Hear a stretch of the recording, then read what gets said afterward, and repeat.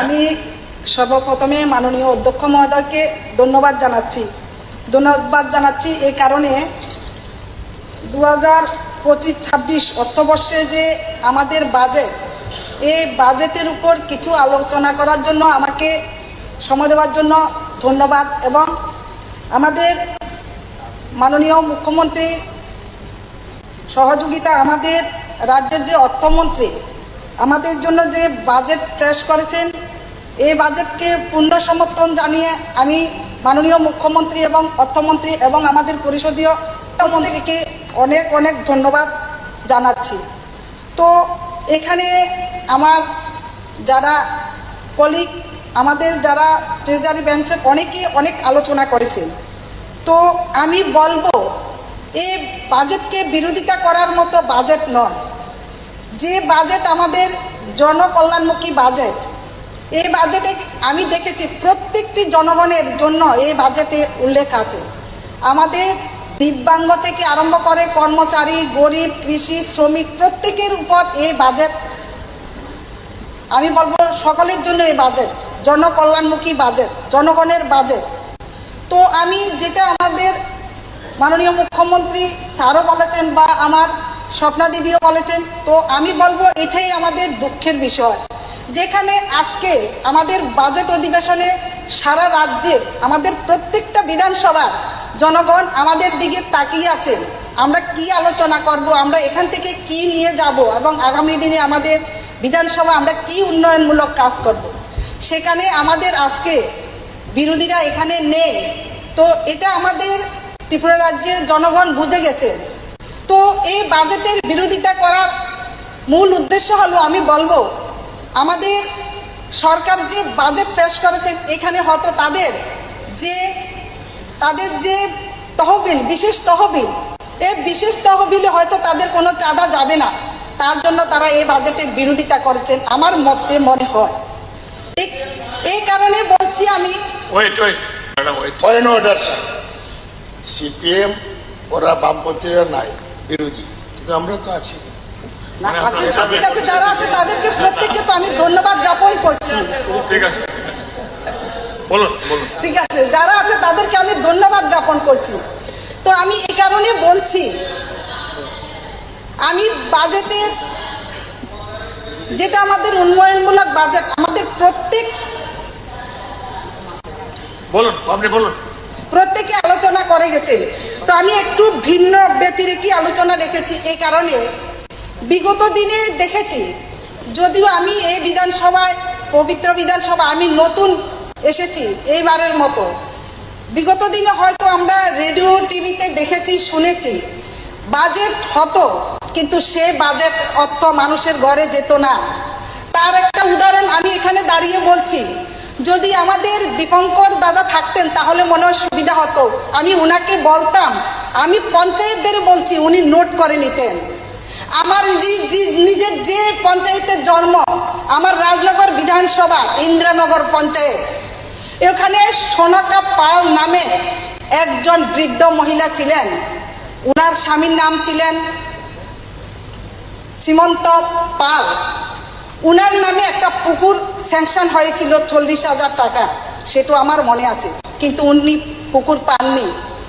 আমাদের তৎকালীন সময়ে যে আমাদের বিরোধীরা এখন লাফাচ্ছেন, বেরিয়ে আসছেন, উনাদের যে প্রধান ছিলেন, প্রধান হয়তো জানতেন না সে পুকুর কি হচ্ছে। উনি কাগজটা বাড়িতে রেখেছেন, উনার মিসেস হয়তো সেটা পোটলা করে ছেলে মেয়ের অর্থের কাগজপত্রের সঙ্গে বিক্রি করে দিয়েছেন। সেটা আবার দুর্ভাগ্যবশত তাদের চুরি করতে হয়েছে, কিন্তু ভগবান তাদের স্বার্থে দেয়নি। সেটা আমাদের পোটলা হয়ে, চানাচুরের পোটলা হয়ে আমাদের হাতে এসেছে। সেখানে দেখি সনকা পালের নামে পুকুর। এক অর্থবর্ষর পার হয়ে গেছে, তখন আমি আমার বাপের বাড়ির সংলগ্ন বাড়ি, তখন আমি উনার ছেলেদেরকে ডেকে বললাম, তোদের মায়ের নামে যে পুকুরটা কোথায়? উনারা কিন্তু ওই সময় কমিউনিস্ট করতেন। বলছে কি বলো পিসি? আমি বলি দেখ, বলছি আমি ইন্দ্রনগর পঞ্চায়েত সনকা পাল, এভাবে যখন দেখাই তখন উনারা বলে কি সিপিএম করি এত বছর আমাদের এই বিরোধিতা? তখন উনারা সঙ্গে সঙ্গে সিপিএম থেকে বের হয়ে কংগ্রেসে যোগ দিলেন। 5 ভাই, এই জন্য আমি বলছি তাদের বাজেটে ছিল কিন্তু মানুষের তবিলে টাকা যায় পৌঁছায়নি, যেটা আমাদের ভারতীয় জনতা পার্টি প্রতিষ্ঠিত হওয়ার পর যেটা আমাদের নরেন্দ্র মোদী জি বুঝেছেন, তার জন্য আমাদের অ্যাকাউন্টের ব্যবস্থা করেছে। ওই সময় দেখতাম, আমি একজন পোস্টাল এজেন্টের কাজ করতাম।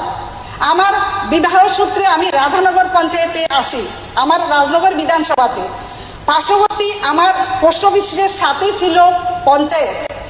আমি যখন আমার আরটির বইগুলো জমা দিতাম এবং পাশে দাঁড়িয়ে দেখতাম হইচই, জানতাম রেগার জন্য রেগার যে তাদের 765 টাকা হয়েছে, সেখানে তাদেরকে 760 টাকা দেওয়া হয়েছে, 5 টাকা দেওয়া হয়নি। অনেকগুলো পুরুষেরা চুপ করে চলে যেতেন তাদের ভয়ে, কিন্তু অনেকগুলো মহিলারা বলতেন আমাদের 5 টাকা কোন, 5 টাকা কেন দেওয়া হলো না। তখন তাদের যে কমিউনিস্ট বন্ধুরা সেখানে বসে লিখতেন, তারা বলতেন, আমি নিজ কানে শুনতাম পোস্ট অফিসের জানালা দিয়ে, বলতেন বেশি খ্যাস খ্যাস করলে কাল থেকে রেগার কাছে যাবে না। তো উনারা ভয়ে, উনারা ছিলেন দিন দরিদ্র, উনারা ভয়ে ওই 5 টাকার কথা বলতেন না। 5 টাকা করে যদি হয় 100 জন শ্রমিকের কত টাকা আপনারা বলেন, সেটা তাদের বিশেষ তবিলের পান্ডে যেত এবং যারা কাজ করতেন লেখালেখি করতেন তারা কিছু নিতেন। এই ছিল তাদের বাজেটের। আজ আমাদের সরকার প্রতিষ্ঠিত হওয়ার পর প্রত্যেক দরিদ্র থেকে আরম্ভ করে আমাদের সরকারি কর্মচারী যারা প্রত্যেকের নিজের পাওনা অ্যাকাউন্টে পাচ্ছেন। এই জন্য বলছি আমরা সবকা সাথ সবকা বিকাশ, আমরা প্রত্যেকের প্রয়াস। এই জন্য আমাদের সরকার তাদের সহ্য হচ্ছে না, তারা লুটে পুটে খেতে পাচ্ছেন না। যেটা আমার গোপাল কাকা ওই দিন বলেছিলেন ইউপিএ সরকার নাকি রেগার কাজ এনেছে, আমি সমর্থন করি কাকার কথা, কিন্তু সিপিএমেরা বলতেন কাকা কইেন না, এখানে গোপাল স্যার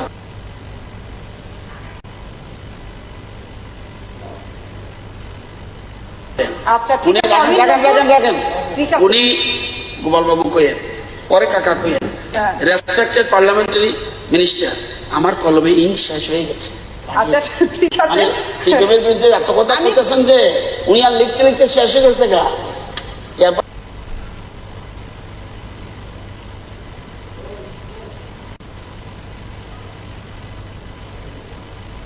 স্যার এক সেকেন্ড,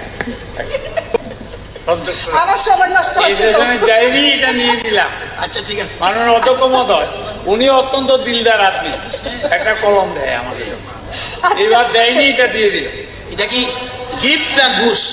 আচ্ছা যেটা গিফটও ধরতে পারেন, আপনার তরফে আপনি ঘুষও নিতে পারেন। আমি গিফট হিসেবে এটা কিন্তু আবার ইয়ে থেকে এক্সপান্স করতে হবে ঘুষ শব্দটা। স্যার উনি বলে যে গিফট না, ওনারটা করুন, দুজনে আমারটা না। আমি কারোর নাম বলিনি, আমি বলছি শব্দটা, স্যার নাম বলিনি। স্যার ওকে প্লিজ, কিছুটা ইম্পার্শিয়াল হন। কেন রতন বাবু, কেন আপনি গোপাল গিফট মাননীয় অধ্যক্ষ মহোদয়, তো আমরা শুনতাম কমিউনিস্ট বন্ধুরা পাড়ায় পাড়ায় গিয়ে বলতেন মাসিমা আপনার ছেলের জন্য রুটি তৈরি করে দেন, সিরা ভেজে দেন। বলছে কেন? বলছে আমরা আন্দোলনে যাব। কি আন্দোলন? আমরা রেগার কাজ আনবো। রেগা মানে গ্রামের মানুষ অনেকে বুঝে না।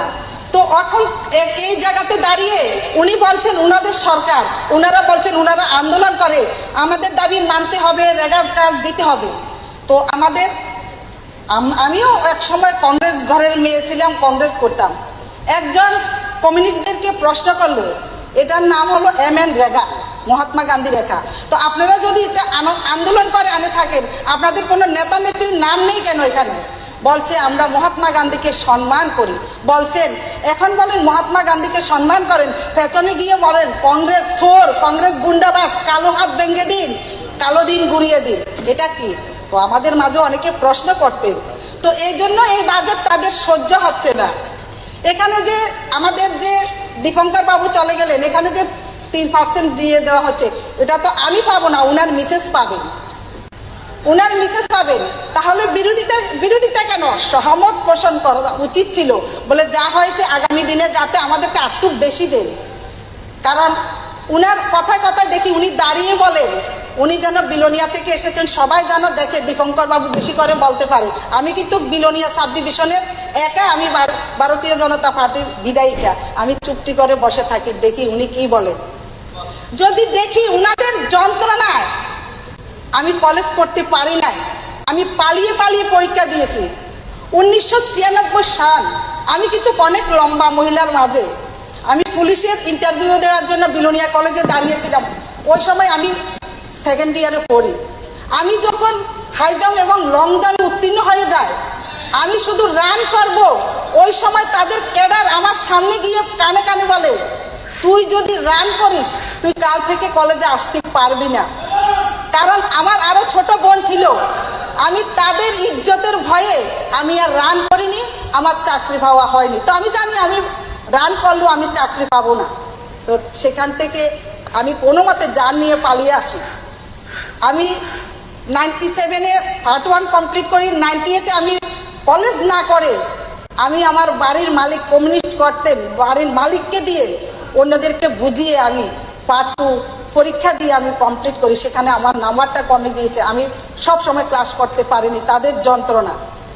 আমি যখন কলেজে যেতাম তখন আমাকে বলতেন সোজা বাড়ি যাওয়ার জন্য, আমি বলতাম আমি গাড়িতে যাব, গাড়ি সোজা গেলে আমি সোজা যাব, গাড়ি বাঁকা গেলে আমিও বাঁকা যাব।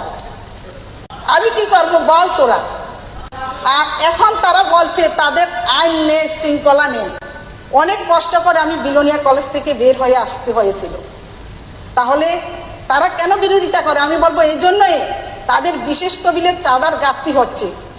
আগের সময় দেখতাম আমরা মহারানীতে যখন 83, আমি তখন ক্লাস 2-তে পড়ি, ছোট, যখন বন্যা হয় বা আমার শ্বশুর বাড়ি খামার বাড়ি বেতাগাতে বিলোনিয়া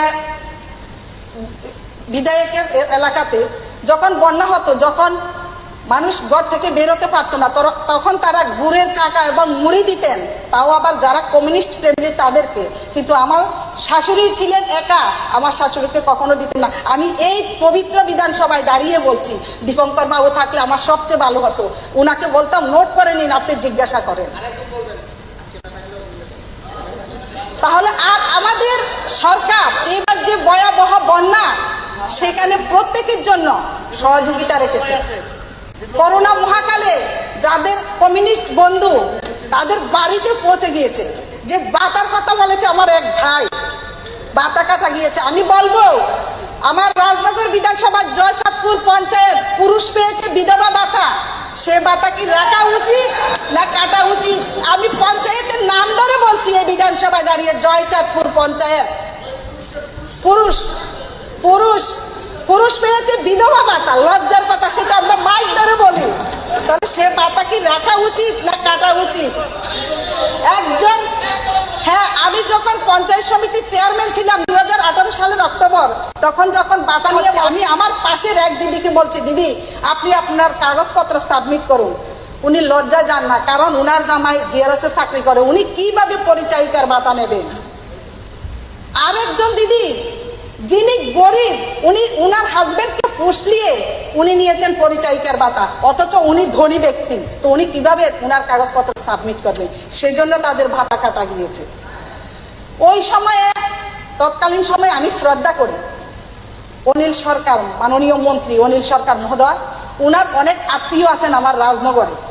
উনি যখন গিয়েছিলেন, আমার স্পষ্ট মনে আছে, আমারই এক বন্ধু বান্ধব 2-3 জন উনার কাছে চাকরির জন্য গিয়েছিলেন। উনারও বিরোধী পরিবারে ছিলেন, তারপরও অত বিরোধী থেকে মিটিং মিছিল করতেন না।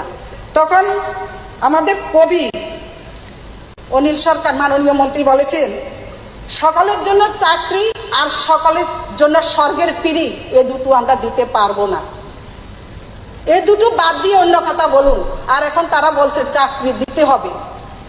উনাদের মন্ত্রী তো বলেছেন সকলের জন্য চাকরি এবং সকলের জন্য স্বর্গের পিঁড়ি, এ দুটো আমরা দিতে পারবো না। তাহলে এখন চাকরির জন্য আমিও তো দাবিদার ছিলাম। আমি একজন এসসি মেয়ে।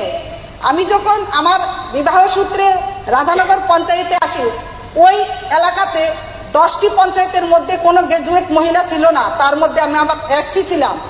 আমি অনেক ইন্টারভিউ দিয়েছি, কিন্তু আমার ভাগ্যে চাকরি জুটেনি। আমি বিরোধী ঘরের মেয়ে এবং বিরোধী ঘরের বউ ছিলাম বলে এখন উনারা বলছে উনাদের চাকরি নেই, উনাদের জন্য। আমি তো বলবো এখন উনাদের ঘরে চাকরি গিয়েছে, জিয়ার বেটি চাকরি আমার এখানে অনেক কমিউনিস্ট ভাইদের ঘরে গিয়েছে। তো আমাদের স্বচ্ছ নিয়োগ নীতির ফলে আমরা সবকা বিকাশের সরকার বলে আমরা সকলের সহযোগিতা কামনা এবং সকলের মঙ্গল কামনা করে বলে আমাদের স্বচ্ছ নিয়োগ নীতি হয়েছে। তাহলে আমি বলবো আপনারা এইভাবে পবিত্র বিধানসভা থেকে না গিয়ে আপনাদের কি চাওয়া কি পাওয়া সেটা থাকতেন, বলতেন, দেখতেন আমাদের মাননীয় মুখ্যমন্ত্রী মহোদয় বা আমাদের অন্যান্য মন্ত্রী মহোদয়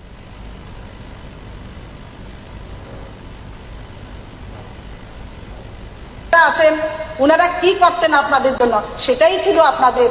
কিন্তু দুঃখের বিষয় আপনারা যেখান থেকে এসেছেন সেখানের জনগণ আপনাদের দিকে তাকিয়ে আছে, কিন্তু আপনারা জনগণের সে চাহিদা পূরণ করেন নাই। ভগবান আপনাদের ক্ষমা করবে না, জনগণও আপনাদের 2028 সালে ক্ষমা করবে না। তো আমি সর্বোপরি